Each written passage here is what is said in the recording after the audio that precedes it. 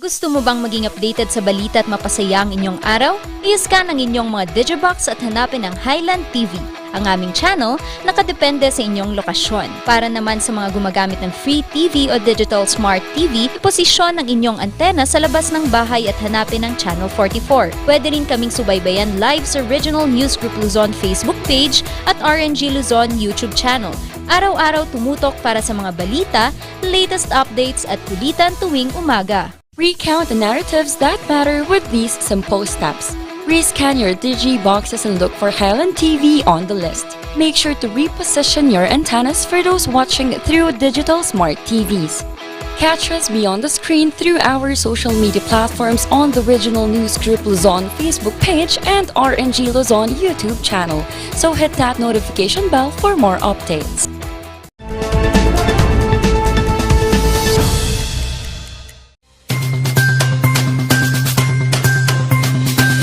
Narito na ang mga nagbabagang balita.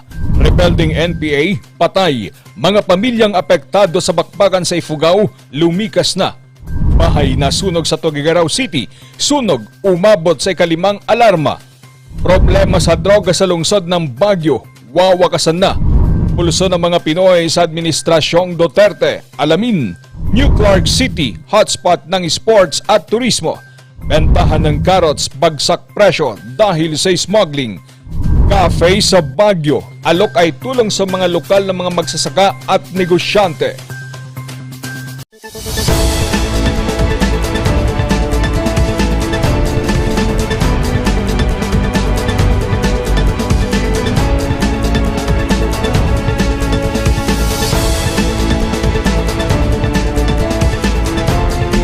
Mula sa Highland TV News Center Baguio, ito ang Luzon Headlines.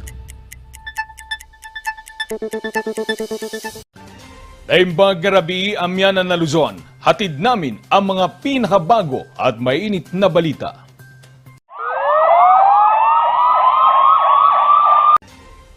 Patay ang isang miyembro ng rebeldeng grupo sa Ifugao. Lumikas naman ang ilang pamilyang apektado sa patuloy na bakbakan. Ang follow-up sa report ni Randy Guzman. Lumikas na ang ilang pamilya mula sa ilang sityo ng Barangay Namal, Asipulo, Ifugao. Dahil ito sa tumitinding bakbakan sa pagitan ng mga sundalo at mga miyembro ng Guerrilla Front Abra Mountain Province Ilocos Sur o GF Ampis, Ifugao.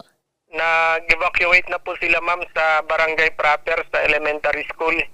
At suportado po ito ng municipal LGU at provincial LGU ng Ifugao at ng Asipulo. Daily needs ng mga evacuees ma'am. Initially, nasa total ng 33 households. Yung dati pa rin ma'am na numero. Tsaka nasa 79 individuals. Isang hinihinalang miyembro naman ng rebeldeng grupo ang namatay matapos ang engkwentro kahapon. Ito po yung resulta ng intensified pursuit operation natin dahil doon sa mga series of encounters din previously. So, nasusundan natin yung trackings nila. Yun ma'am, nagresulta kahapon ulit ng isa pang engkwentro. Ma'am, so far ito pa lang yung recovered natin na 1 cadaver and 1 M16 rifle galing po sa NPA. At ngayon, resume ulit tayo ng intensified pursuit operation. Ongoing pa ma'am yung bangkay na inaakyat ma'am. Medyo malalim kasi talaga itong pinangyarihan ng engkwentro. Saka not passable po ito ma'am sa kahit anong vehicle, kahit yung motor ma'am hindi makapasok. Patuloy din silang nag-iikot sakaling may mga sugatang NPA na maaari pa nilang mailigtas ang buhay. Wala pa namang naitalang nasugatan o namatay mula sa panig ng mga sundalo at maging mga sibilyan. At kung sino po yung ayaw ng lumaban at gusto ng sumuko, bukas naman po yung pinto natin para sa kanila. At meron pong nakahandang programa yung gobyerno para sa kanila, ma'am. Hangad nila'y matapos na ang bakbakan para bumalik na sa normal ang buhay ng mga apektadong residente. Randy Guzman para sa Luzon Headlines. Umabot naman sa ikalimang alarma ang sunog sa isang bahay sa Tuguegarao City, Cagayan noong Sabado. Magbabalita, Charles Limon. Halos walang natira sa bahay na ito na tinupok ng sunog sa Mayon Street, Barangay San Gabriel, Tuguegarao City. Nagsimula raw ito bandang alas 11:13 ng hating gabi. Ayon sa interview sa may-ari kay Ginang Lolita de la Cruz is parang natutulog siya, nakahiga siya, napansin niya na lang na may sunog dun sa kisame niya, sir. Mula sa kisame, unti-unti itong kumalat sa ibang bahagi ng bahay hanggang sa hindi na nakayanang apulahin ng may-ari na si Lolita de la Cruz. Nung napansin po ni Lola yung sunog, sabi niya kumuha daw siya ng nakadalawang timba po siya ng tubig. Tindahan niya kung patayin pulahin yung sunog. Unfortunately, hindi nakayanan kasi nga 88 years old na po siya. Tapos nung hindi niya nakayanan, humingi ng tulong sa kapitbahay. Yung kapitbahay naman niya, naka-anim daw na timba din daw siya ng tubig. Unfortunately, medyo malaki na daw po. Umabot sa ikalimang alarma ang sunog, kaya pinatakbo ang 4 na fire trucks ng BFP Tuguegarao kasama ang pamatay sunog ng katabing bayan ng Peña Blanca. Idineklara na fire out bandang alas 11:48. Ayon sa BFP, faulty wiring ang sanhi ng sunog. Aabot sa kalahating milyong piso ang halaga ng pinsala. Walang namatay o nasugatan sa sunog. Nakikipag-ugnayan na ang pamalang lungsod sa pagbibigay ng tulong sa pamilya de la Cruz. Charles Nicolimon para sa Luzon Headlines. Determinado naman ang Baguio City Police Office na wakasan na ang problema ng lungsod kaugnay sa iligal na droga. Magbabalik sa report, Charles Limon. Sa patuloy na gyera sa droga ng Baguio City, determinado ang BCPO na wakasan na ito. Nasa listahan pa kasi nila ang mga high-value target sa lungsod. Here in Baguio City, we still have 5 high-value individuals at 6 na street-level individuals na tinututukan natin. Kaya that's my marching order also to our operatives na before the year ends, kailangan ang mga to ay ma-neutralize na. And yung remaining na 11 barangays natin na drug-affected, kailangan natin ma-clear na yan. Patuloy ang monitoring ng BCPO sa mga naturang target. Isa ngayon sa mga modus ng mga nagbebenta ang paggamit ng mga food delivery services at mga taxi. Sa tala ng BCPO sa second quarter ng taon, aabot sa 85 mga anti-drug operations ang isinagawa. Umabot sa 72 ang mga nahuli. Papalo naman sa 1.42 million pesos ang mga nakumpiskang shabu, habang 865,000 naman ang halaga ng mga nakumpiskang marijuana. In every week, meron tayong accomplishments on anti-illegal drugs because that was my marching order na nung umupo ako to concentrate more on the anti-illegal drug operations. Kaya ito po, nakita niyo na medyo lumaki na yung mga accomplishments natin sa anti-illegal drugs. 60% po ng ating PDL dito na nakadetine ay those charged of RA 9165 or the Comprehensive Dangerous Drugs Act. So marami po tayong activities para mabigyan natin itong mga PDL ng mga pag-aaral para malaman nila yung mga disadvantages ng paggamit or pagbebenta ng illegal na droga. Sa 128 na mga barangay sa lungsod, aabot sa 11 pang mga barangay ang apektado ng droga. Pero ayon sa PDEA, mayroon silang solusyon dito. Yung mga drug-affected barangays, tatanungin natin sila kung ano yung kailangan nila. Alternative livelihood, economic development, or even infra development. And then, sa pamamagitan ng committee namin, regional coordinating agency namin, pag-uupuin natin sila para sila ang mag-uusap kasi sila yung makakapagsabi sa atin kung ano yung kanilang mga pangangailangan at yung mga tao na kung kanino nila gustong malaman ang sagot ay nandoon. Charles Nicolimon para sa Luzon Headlines. Ilang araw na lang ay magtatapos na ang Administrasyong Duterte. Ano kaya ang pulso ng ilan sa ating mga kababayan? Alamin yan sa report ni Cecil Quindara. Nakilala si Pangulong Rodrigo Duterte sa kanyang strongman image. Pangako niya ay wakasan ang problema sa droga at kriminalidad sa loob lamang ng 3 hanggang 6 na buwan. Naging madugo ang kampanya kontra iligal na droga. Base sa ulat ng PIDEA noong July 2021, umabot sa 6,165 ang namatay at 298,348 naman ang naaresto sa malawakang drug war operations sa bansa simula July 2016 hanggang June 2021. Masasabi kong successful naman. Base sa experience ko, doon sa tinitirahan ko dati sa Gate 2. Ang dami talamak talaga nung wala pa yung administrasyon Duterte. Hanggang ngayon, yung mga tropa ko nandun pa sa kulungan yung iba. Yung iba wala na Parang sumakabilang buhay na Iba naman ang pananaw ng mga human rights advocates. Kasi ang sinasabi namin sa human rights community, it's really more than 20,000 victims. Pero let's use their numbers, 6,000. So you have 6,000 victims and then this 6,000 may mga pamilya to. No, na further na na-victimize. Parang being in the wrong place at the wrong time can actually make you a victim of this extrajudicial execution. Ayon sa International Criminal Court, nagkaroon umano ng specific legal element ng crime against humanity ang Administrasyong Duterte dahil sa bilang ng extrajudicial killings sa bansa. Isang aligasyon na mahigpit namang itinatanggi ng Malacanang. Sa ilalim din ng pamumuno ni Pangulong Duterte, pinirmahan ang Republic Act 10931 o ang Universal Access to Quality Tertiary Education Act. Dahil sa batas na ito, maraming estudyante ang libreng nakapag-aral sa kolehiyo. Pero paalala ni Profesor Ruel Caricativo, hindi lamang si Pangulong Duterte ang dapat nakilalanin sa pagkapasa sa naturang batas. It has been the advocacy, the struggle of yung mga makabayan representatives sa Congress, di ba? Particularly yung Kabataan Party List, it has been their legislative agenda ever since they sat in Congress a few years back.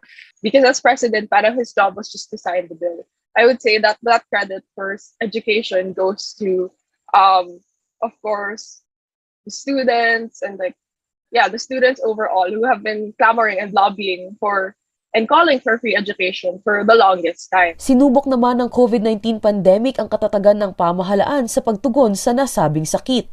Naging kontrobersyal ang ilang hakbang ng gobyerno, naging mabagal ang pag-roll out ng mga bakuna, at naging mainit na issue rin ang usapin kaugnay sa freedom of speech and expression dahil sa pagpapasara sa ABS-CBN. Kasama nito ang paglagda ni Pangulong Duterte sa anti-terror law na lalo umanong sumubok sa kalayaan ng mga Pilipinong magpahayag. Looking back lang din, I guess nasa perspective na din ng pagiging student activist, nagkaroon talaga na parang mga instances where students were threatened, ganyan, were arrested because of yung mga, for clamoring for demands. I think one thing that he will leave as legacy is yung tinatawag nating deinstitutionalization. Yung ibig sabihin nun parang yung kawalan ng respeto dun sa mga institusyon ng demokrasya na meron tayo. So that's deinstitutionalization. Bukod sa kalbaryo na dulot ng pandemya, may ilan pang mga hamon na dapat saluhin ng susunod na administrasyon na hindi naresolba sa nakalipas na 6 na taon.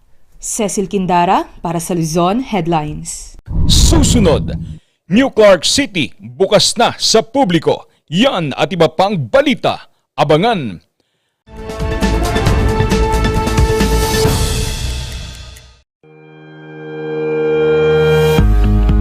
The Baguio Country Club, the first and only 5-star mountain resort in the Philippines, is fully equipped and ready to welcome you back.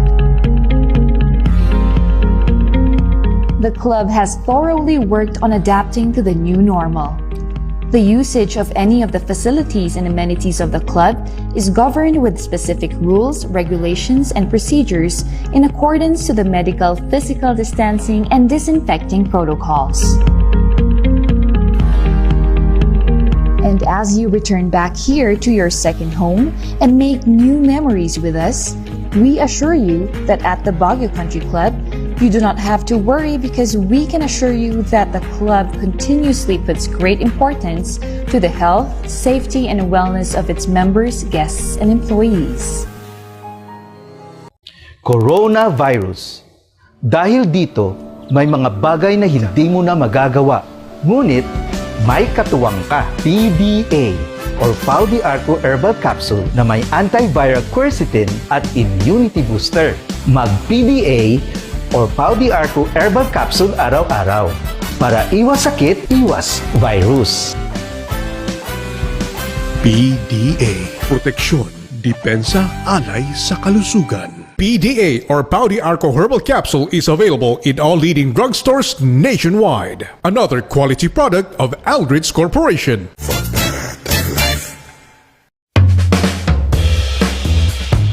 Yes! Ayos to! Ayos to! Pa, lakas naman ang tawa mo. Sino ba namang hindi matutuwa dito sa online shopping service at cash on delivery ng TG Home Builders? Pwede din mag-online reservation for pickup. Pa, ano yung sinasabi mo? Ma, mapapakabitan na natin ng tiles ang bahay natin. Pa, baka pwede mong isabay yung bubong ng bahay natin. Para sa quality construction materials, mag-TG Home Builders. Main warehouse and showroom at number 75 Ferguson Road, Gisad, Baguio City. Bucaucan Branch at number 73 Bucaucan Road, Baguio City. Marcos Branch at KM3 Marcos Highway, Baguio City. Sales Office Branch at number 221 at Tab Marcos Highway, Baguio City. La Trinidad Branch at KM6 Batag, La Trinidad. And Urdaneta Branch at MacArthur Highway, Urdaneta City. TG Home Builders. We turn houses into home. Narito ang ilang tag-initipid tips na pwedeng gawin ng hindi nahihirapan at nananatiling komportable sa pang-araw-araw na pamumuhay. Linisin ang fan blades ng electric fan para mas malakas ang buga ng hangin pero mas matipid ang konsumo sa kuryente. Kung gagamit ng aircon, isara muna ang mga pinto at bintana para mas mabilis lumamig ang kwarto. Siguraduhin ding malinis ang aircon filter at condenser. Magtulungan tayong lahat sa mahusay na paggamit ng kuryente upang masigurong tuloy-tuloy na may hahatid ang kuryente saan man sa bansa. Isang paalala mula sa NGCP. Ang maagang konsultasyon ay mahalaga sa pagpuksa ng sakit na dengue.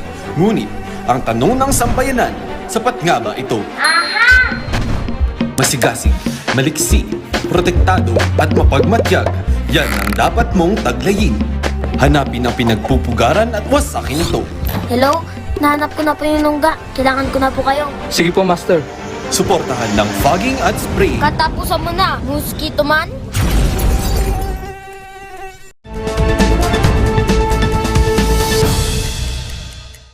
Bukas na po sa publiko ang New Clark City at sa unang araw pa lang dagsa ng mga bisita para masilayan ang ganda ng pasyalan na binansagang hotspot pagdating sa sports at turismo. Pagbabalita, Randy Guzman.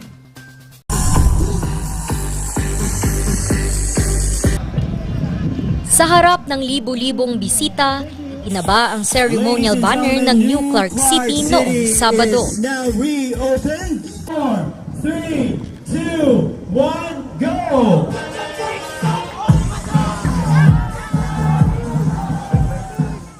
Ito ang hudyat ng pagbubukas nito sa publiko. Patikim na aktibidad ng Bases Conversion Development Authority ang Bike and Run Weekend Fun.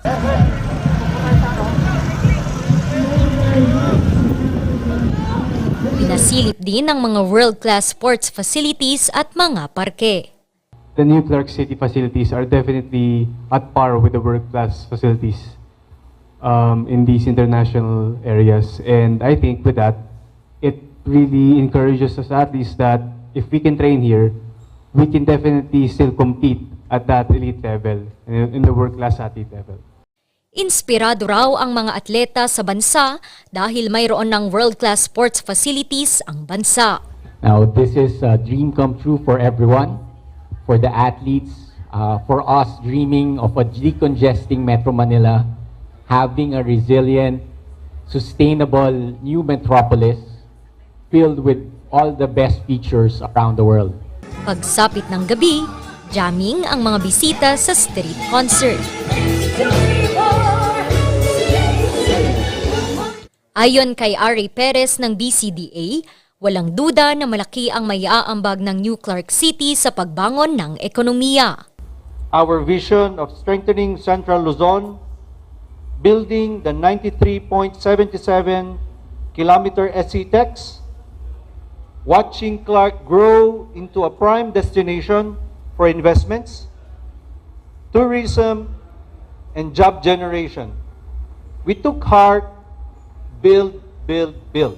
Matapos ang matagumpay na 2019 SEA Games hosting sa New Clark City, punteriya ng mga organizers na dalhin dito ang iba pang malalaking sports competition. Maging ang mga international event ay planong isagawa sa New Clark City. We are very, very happy to have seen the journey of the New Clark City from its vision to its implementation right now and in its future as well. With the developments of the planning to decongest Metro Manila and to have the new a number of our national agencies, most of our national agencies in the future to planning to relocate here is a big investment, economic opportunity, diba? Social opportunity for our province mates because they'll have access to these jobs. And second, from our LGU perspective, having national agencies in here readily accessible, the proximity is very close to our local governments, diba? It's a huge benefit be able to tap all the national agency resources and services for our province mates. So we are truly blessed that this facility is being hosted in our province. Inaasahan ding ang paglipat ng tanggapan ng mga national agencies sa New Clark City ay malaking tulong para maibsan ang siksikan sa Metro Manila. Kasabay naman ito ay ang pagbubukas ng economic opportunity sa lalawigan ng Tarlac. Randy Guzman para sa Luzon Headlines. Sa patuloy na pagtaas ng inflation rate, payo ng eksperto na huwag munang mag-invest sa cryptocurrency. Magbabalita, Randy Guzman. Good afternoon. We're delighted to be joined by Sa patuloy na sigalot sa pagitan ng Ukraine at Russia, patuloy ding naaapektuhan ng iba't ibang mga bansa. First, the impact of the war is global and systemic. As many as 1.7 billion people, one-third of whom are already living in poverty, are now highly exposed to disruptions in food, energy, and finance systems that are triggering increases in poverty and hunger. Isa kasi ang Ukraine sa mga bansang nag-import ng trigo o wheat, samantalang ang Russia naman ang isa sa mga pinakamalaking bansang pinanggagalingan ng produktong petrolyo. Ayon sa Philippine Statistics Authority, umabot na sa 4.9% ang inflation rate o ang pagtaas ng presyo ng mga bilihin at pagbaba ng halaga ng pera sa bansa noong nakaraang buwan. Sa lumalalang banta ng pagtaas pa nito sa mga susunod na buwan, payo ni Efren Cruz, isang financial analyst, dapat simulan na ang pag-i-invest ng pera. Pero dapat daw iwasan ang mga negosyo o investment na maaring tamaan ng inflation. Nga sinasabi ko, when you're talking about investment, medyo long term ang titingnan mo. Kailangan i-weather mo yung maaring pag-weaken ng stocks over the period na kinokontrol ng gobyerno yung inflation. And remember, inflation, hindi pa tayo tapos kasi may cut-off lang na wage hike. Tapos baka yung transportation sector, hihingi rin ng increase sa fares, makadagdag yun sa inflation. Hindi rin daw mabuting ideya ang pag-i-invest sa cryptocurrency. Cryptocurrency don't have value, but they should still be regulated to protect people from potential losses. So sa akin, traditional investments are good. Cryptocurrency, especially at this time na volatile ang market, and even if hindi volatile, until such time na na-prove niya na worthy siya as an investment, I don't think people should get into it, lalo na yung mga ordinaryong tao. Hindi rin umano agad-agad mailalabas ang pera sa cryptocurrency sakaling agaran itong kailanganin. Ang pagtitipid at pag-iipon ng paunti-unti ang isa pa rin daw sa pinakamaiging paraan para mapagaan ang epekto ng inflation. Randy Guzman para sa Luzon Headlines.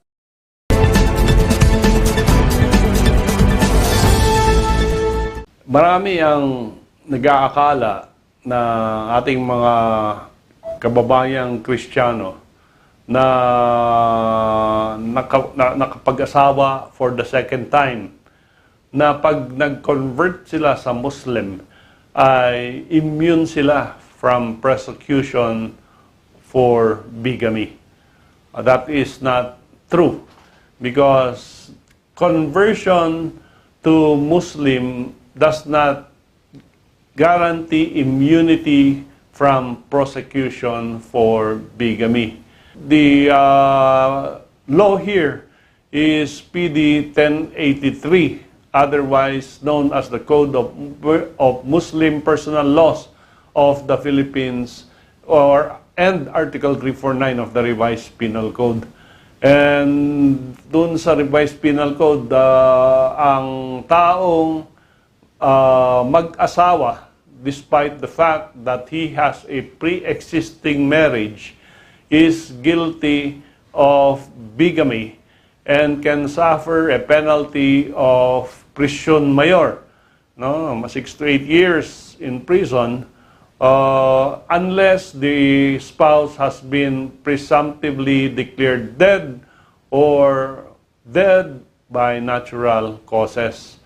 On the other hand, Article 180 of PD 1083, ang sinasabi niya relative to the provisions of the Revised Penal Code on bigamy, it shall not apply to Christians converting into Muslims to escape bigamy charges.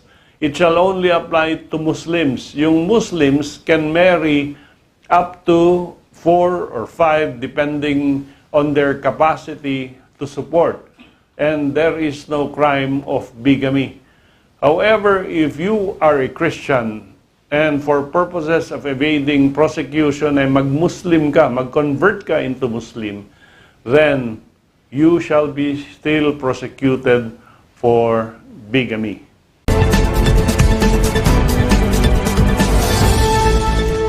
Ang bahaging ito ay hatid sa inyo ng Pines Estate and Gaming Corporation. Bentahan ng carrots, bagsak presyo dahil sa smuggling. Ang kwento, susunod na.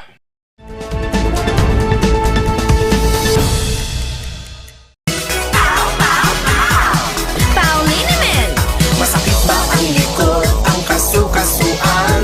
Namimitig o masakit ang iyong kalamnan? May rayuma, arthritis o nahihilo? May stiff neck, flatulence o masakit ang ulo? Sa Pauliniment, ginhaway, garantisado. Pauliniment, isang pahid ka lang. Dahil walang out sa Pau! Sa milk tea ng batang 90s, dapat atin lang i-try. Ang batang 90s milk tea, di ka magsisisi, promise. Sa milk tea ng batang 90s. Mazar Music offers a complete line of musical instruments.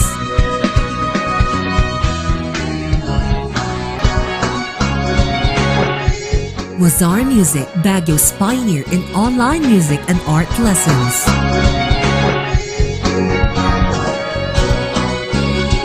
Mazar Music, bringing music closer to your hearts.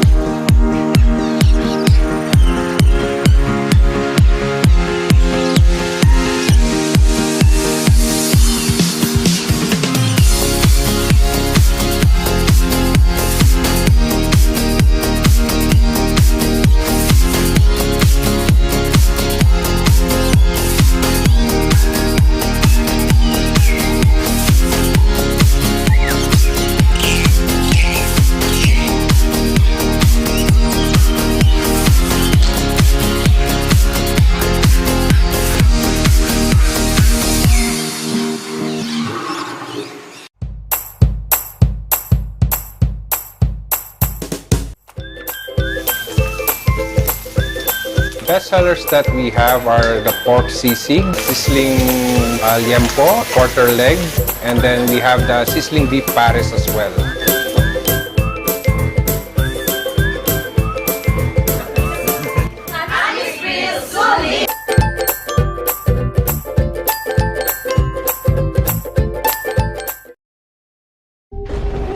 Tag-ulan na naman. Marami na naman akong bibiktimahin. Tag-ulan na naman, pinapaalala ng Department of Health na sundin ng 4S kontra dengue. Una, search and destroy mosquito breeding ground. Pangalawa, secure self-protection measures.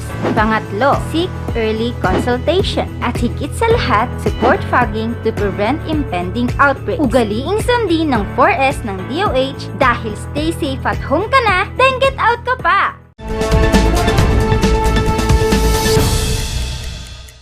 Talamak pa rin ang smuggling ng gulay. Isa sa mga pinaka-apektado ay mga nagtatanim ng karot sa lalawigan ng Benguet.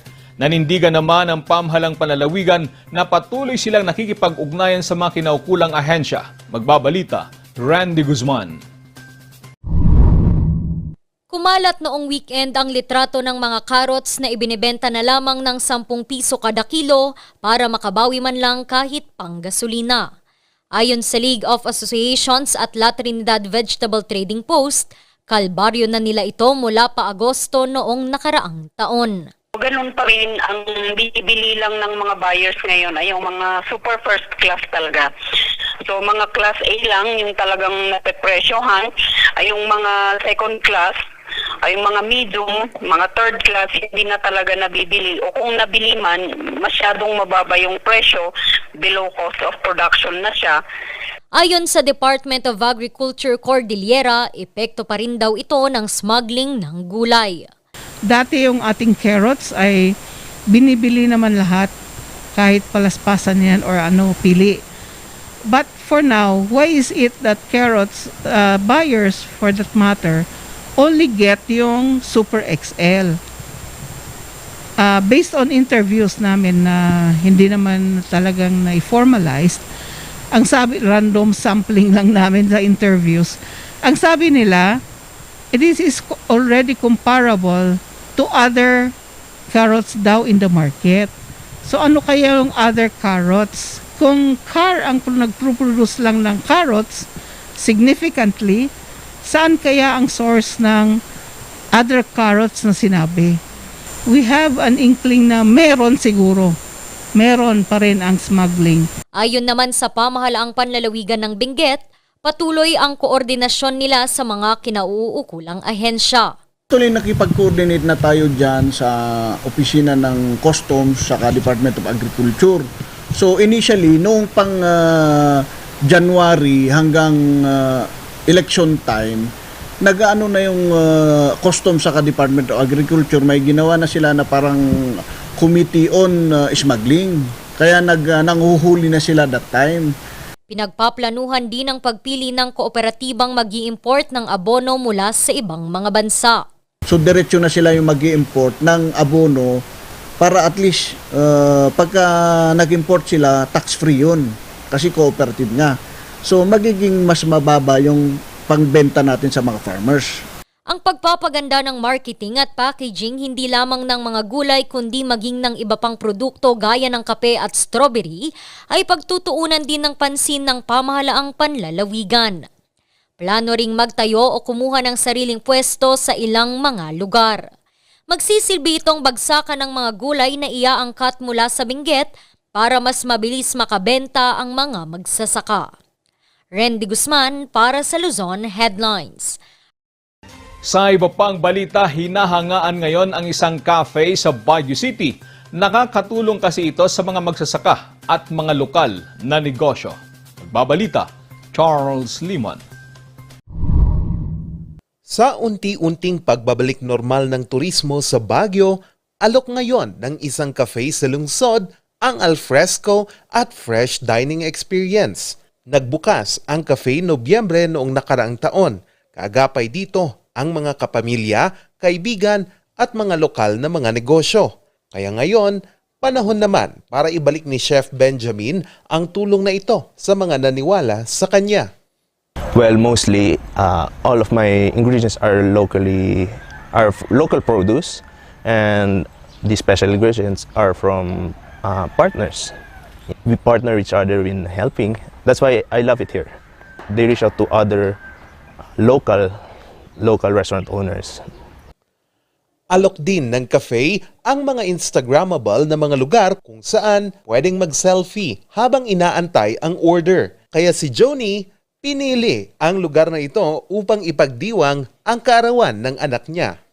Kasi so far, parang iba yung ambience na doon sa mga fancy na nakikita natin sa mga malls, ganun. Gusto ko ma-experience nila naman yung, alam mo yung parang nasa garden ka lang or very verdant yung paligid mo. Kafagway is an Ibaloy word of open space. The name actually was one of the original names of Baguio City. Bestseller ng cafe ang pork pancit, dulce chocolate strawberry ice cream, ube latte, at citrus mint. We have brunch here and it's a chance for us to get together and enjoy some lunch. So I'm here with my daughter, Leah, and her friend Kiara. Alok din ng cafe ang camping, bonfire at movie nights sa gustong i-enjoy ang malamig na gabi ng Baguio. Charles Nicolimon para sa Luzon Headlines. At yan ang mga balitang nakalap ngayong araw. Maraming salamat at muli, magandang gabi po sa ating lahat.